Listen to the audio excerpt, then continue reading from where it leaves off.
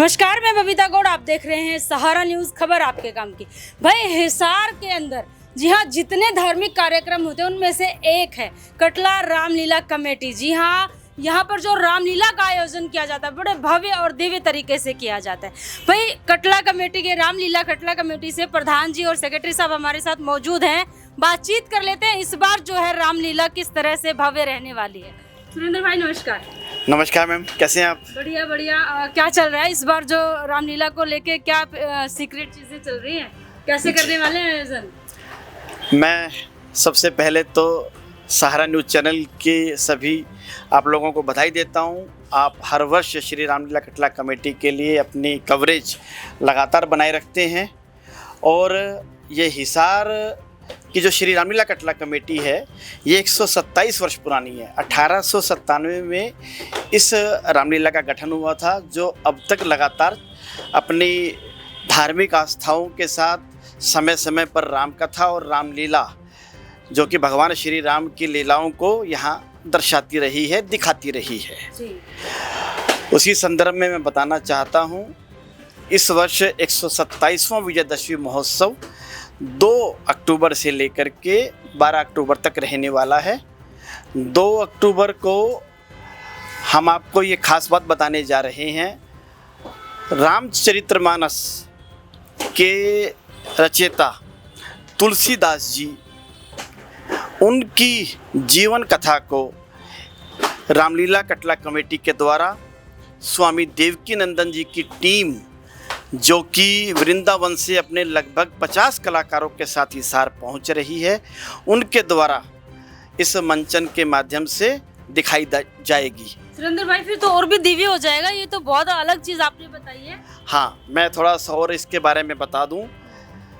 हनुमान चालीसा, जिसको हम प्रतिदिन अपने जीवन में उसको जरूर गाते हैं, उसके भी रचयिता तुलसीदास जी हैं। और तुलसीदास जी की जो कथा है, अगर मैं आपके चैनल के माध्यम से बताऊंगा तो एक लंबी कथा है, जो कि मुझे पूरी लगभग ज्ञान है, परंतु अगर आप देखेंगे तो आपको और अच्छा लगेगा। थोड़ी सी जानकारी मैं आपके माध्यम से बताना चाहूँगा।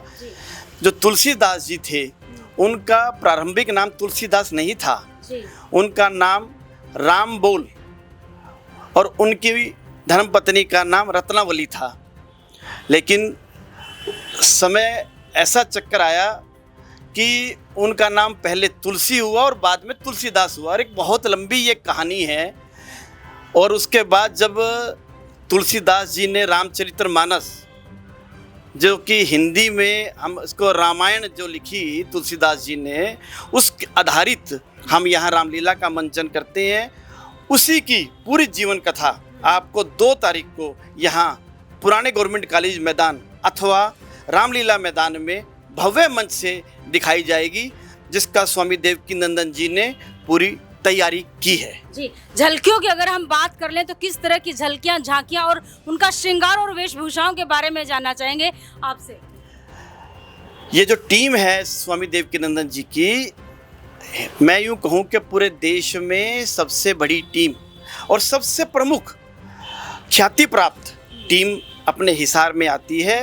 लगातार 3 वर्षों से ये टीम आ रही है और इसकी वेशभूषा की जो आपने बात की है, अत्यंत ही देखने लायक सुंदर उनके मुकुट, आप एक एक कलाकार के, राम के जीवन के जो पात्र होते हैं उनके मुकुट, लक्ष्मण के मुकुट, हनुमान जी के मुकुट, माँ सीता के मुकुट, जहाँ तक मुकुट और ड्रेस की बात है तो मैं यूँ कहूँगा कि आप एक बार अवश्य आके देखें। आपको लगेगा कि वास्तव में भगवान यहाँ बोल रहे हैं। सेक्रेटरी साहब भी रामलीला कमेटी के मौजूद हैं, इनसे बातचीत कर लेते हैं।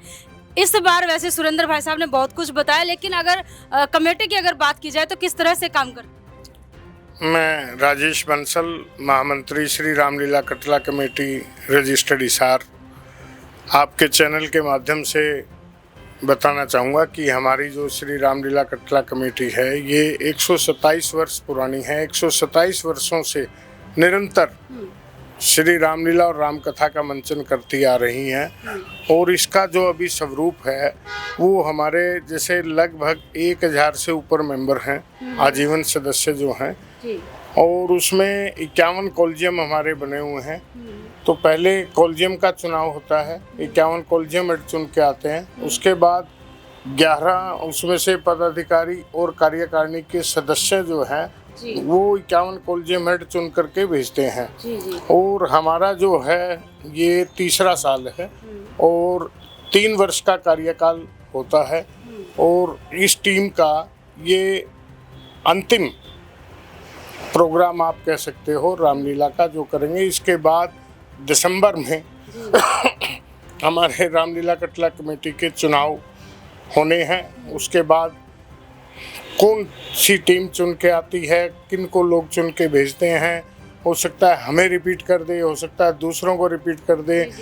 तो जो भी टीम आती है वो अपना पूरा प्रयास करती है और सभी कॉलेजियम में। का मतलब ये है कि आपकी कमेटी के अंदर प्रॉपर चुनाव होते हैं, चुनाव के बाद जो है कमेटी गठित की जाती है। बिल्कुल बिल्कुल एकदम लोकतांत्रिक तरीके से चुनाव होते हैं और उसके बाद वो कमेटी चुन के आती है और जो कोई हारने वाले हैं या कोई चुन के आए हैं सभी लोग उसके बाद मिलजुल के रामलीला कटला कमेटी के लिए भगवान श्री राम की सेवा में अपना सब कुछ अर्पित करते हैं और कार्य करते हैं ताकि समाज को, देश को, हिसार शहर को एक अच्छी प्रस्तुति हम भगवान श्री राम के जीवन चरित्र के ऊपर दे पाए। जी फिलहाल सुरेंद्र भाई से एक बार फिर जुड़ जाते हैं, बात करते हैं। भाई कहाँ से इसमें लोग आते हैं और कितना जो है संख्या रहने वाली है दर्शकों की भी?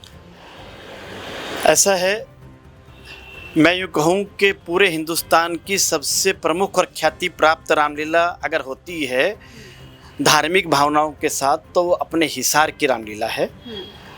और लगभग 2 वर्ष पूर्व भी हरियाणा के मुख्यमंत्री, आपको ध्यान में भी होगा, आपके चैनल से ध्यान में दिलाना चाहता हूँ, अपने हिसार के महावीर स्टेडियम में विजयदशमी महोत्सव पर पधारे थे। लगभग 30 से 35 हज़ार की पब्लिक वहाँ मौजूद थी और प्रतिदिन रामलीला देखने के लिए पहले दिन से 4 से 5 हज़ार लोग तो मिनिमम आते हैं, क्योंकि अपने यहाँ का जो स्तर है वो बहुत अच्छे बड़े लेवल का रामलीला का स्तर है। और उसी हिसाब से हमने पहले दिन से ही तैयारियां पूरी कर ली हैं ताकि आने वाले को किसी तरह की किसी भी प्रकार की दिक्कत नहीं होनी चाहिए, वह आराम से बैठकर अपनी पूरी रामलीला का आनंद ले सकते हैं। और मैं तो आपके चैनल के माध्यम से बताना चाहूँगा, विजयदशमी महोत्सव बहुत ही बड़े स्तर पर उल्लास, आनंद और उल्लास के साथ मनाया जाएगा। 12 अक्टूबर को यहाँ रावण, मेघनाथ और कुंभकर्ण के पुतलों का दहन किया जाएगा। लगभग 60 फुट की ऊंचाई से ऊपर वाले ये पुतले आपको सुंदर सुंदर देखने को मिलेंगे और भव्य आतिशबाजी के साथ, आतिशबाजी के लिए प्रमुख कलाकार दिल्ली और मुजफ्फरनगर से अपने हिसार में आतिशबाजी दिखाने के लिए आने वाले हैं। भाई फिलहाल जो है रामलीला जी यहाँ पर होने वाली है, जैसे कि सुरेंद्र भाई ने बताया भी है कि 4 से 5 हज़ार की तादाद में लोग पहुँचते हैं और इन मनोहर और दिव्य दर्शनों का जो है लाभ उठाते हैं। फिलहाल हिसार की दिव्य भूमि से, पवित्र भूमि से ये एक लेटेस्ट अपडेट सुरेंद्र भाई के माध्यम से। इनके जैसा कि इन्होंने कहा तुलसीदास जो इनका नाम पड़ा था, इसके बारे में भी बहुत चर्चा करेंगे क्योंकि ज्ञान का भंडार है, दिव्य मैं कहूँगी दिव्य आत्मा है। देखो इनको इतना ज्ञान है, हम इनसे और भी चीज़ें, बातें जो हैं फिर लेकर के हमारे चैनल के माध्यम से जुड़ेंगे और आप तक पहुँचाने का काम करेंगे। फिलहाल देखते रहिए सहारा न्यूज़, खबर आपके काम की।